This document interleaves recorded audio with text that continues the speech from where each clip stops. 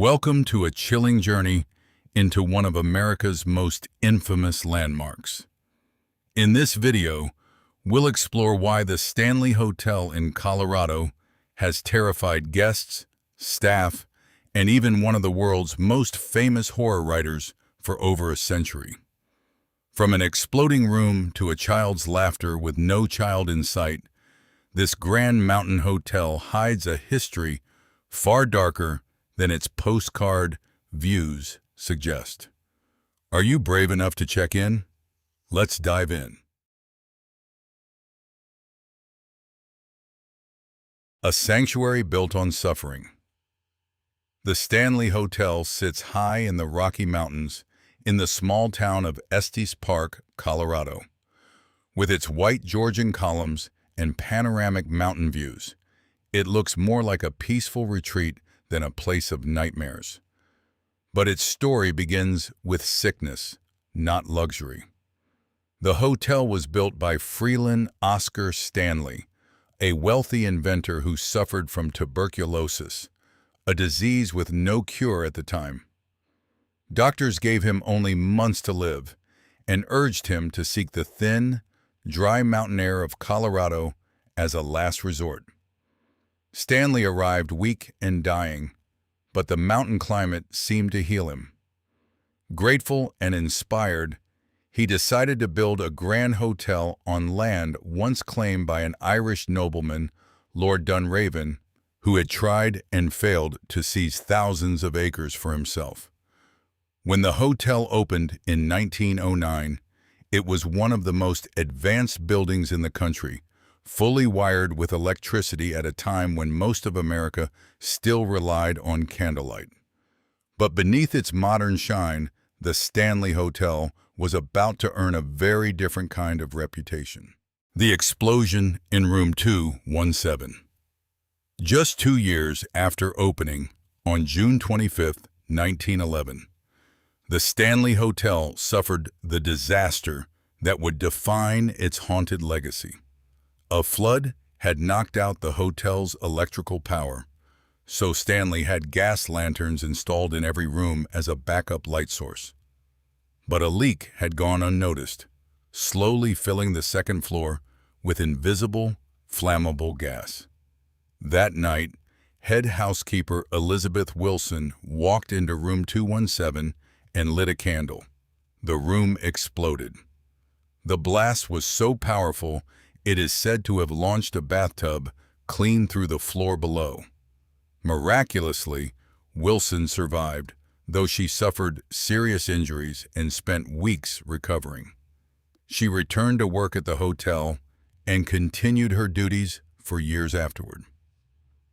But staff and guests insist she never truly left.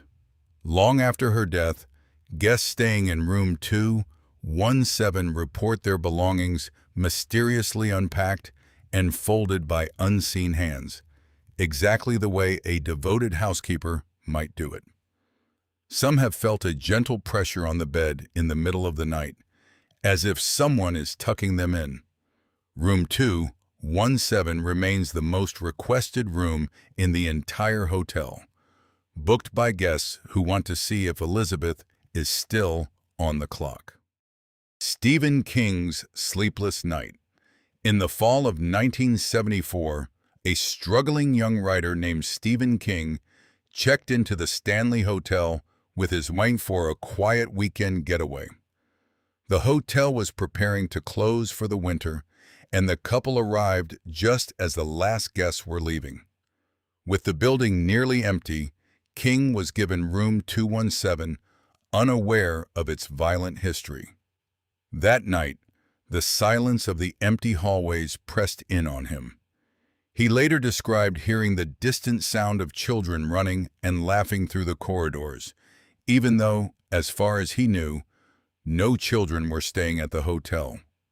He dreamed that his young son was being chased through the halls by a fire hose, screaming, with something monstrous behind him. King woke up in a cold sweat, walked onto the balcony to smoke a cigarette, and by the time he stubbed it out, the entire plot of his future novel had formed in his mind. That novel became The Shining. The fictional Overlook Hotel was born directly from one terrifying night at the real Stanley. Today, Room 217 isn't just haunted by an explosion. Many believe it absorbs something from King's nightmare itself, a permanent echo of the fear he felt that night. The fourth floor children. Not every spirit at the Stanley belongs to an adult. The hotel's fourth floor was once used as living quarters for the staff's children, and to this day, it is considered one of the most active areas in the building. Guests staying in room 418 frequently report something deeply unsettling: the unmistakable sound of children running and giggling in the hallway outside their door late at night, long after any real children would be asleep. One couple checked out before sunrise, furious and exhausted, insisting hotel staff control the noisy kids keeping them awake. The strange part is that hotel records showed no children were booked anywhere on that floor that night. Housekeeping staff have described finding small handprints pressed into freshly made beds in empty rooms, and faint indentations in the sheets, as if someone small had been resting there only moments before. Some guests claim to feel a tug at their sleeve in the hallway, only to turn and find no one there. Whoever, or whatever, still plays on the fourth floor of the Stanley Hotel seems to have never grown up and never checked out. The Ladies' Man, and the Lonely Lord. Not all of the Stanley spirits are frightening. Some, according to longtime staff, are almost playful. Guests in certain rooms have reported the sensation of a sudden, ice-cold kiss on the cheek while lying in bed alone.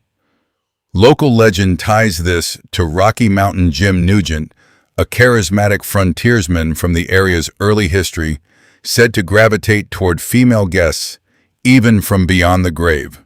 Down the hall in room 407, the energy is colder and more territorial. Guests believe this room belongs to Lord Dunraven, the very nobleman who once owned the land before losing it to F.O. Stanley. Visitors have reported a corner light near the bathroom switching on and off without explanation. In one frequently repeated story, a group of guests grew so unnerved by the flickering that they spoke aloud into the empty room, telling whoever was there that they only needed 2 more nights, and asked for the light to be left on as a sign of peace. The light turned back on and stayed on for the rest of their stay. Some say Dunraven still resents losing his land and makes sure every guest in his old room knows it.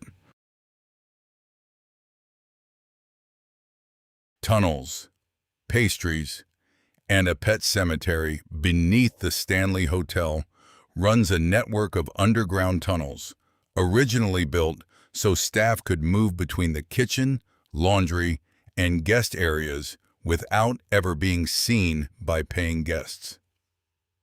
It was considered improper in the hotel's early days for the help to be visible. Today, those same tunnels, are linked to one of the hotel's strangest hauntings: the unmistakable, comforting smell of fresh-baked pastries drifting through the empty corridors, with no kitchen nearby to explain it. Staff believe the spirit of a former pastry chef still works his old shift, unaware that his job and his century ended long ago. Outside, near the hotel's old ice house, lies a small and largely forgotten pet cemetery, predating Stephen King's novel Pet Sematary by decades.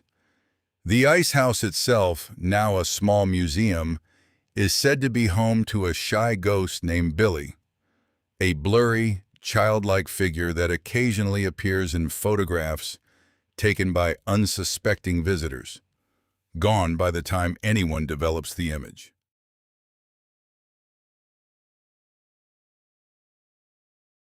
A hotel built like a battery, paranormal investigators have spent decades trying to explain why the Stanley Hotel, more than almost any other location in America, seems to hold on to its spirits so tightly.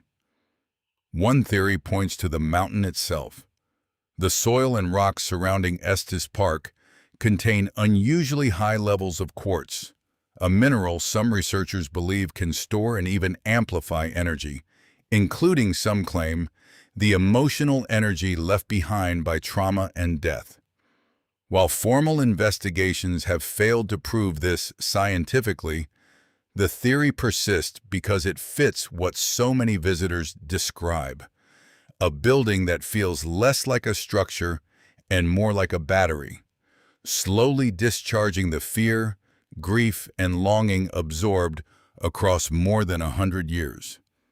Whether you believe in quartz vortexes or not, even hardened skeptics who walk through the Stanley's halls at night often leave admitting that something about the place feels different, heavier, watching. So, after everything you've just heard, would you spend a single night in room 217?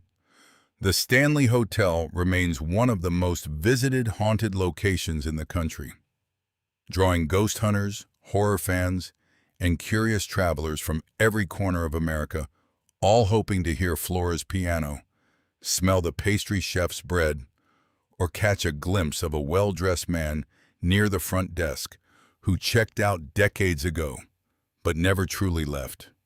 If you enjoyed this spine-chilling journey into the real history behind The Shining, don't forget to like, comment, and subscribe for more terrifying stories. Stay safe, and maybe think twice before you ask for room 217.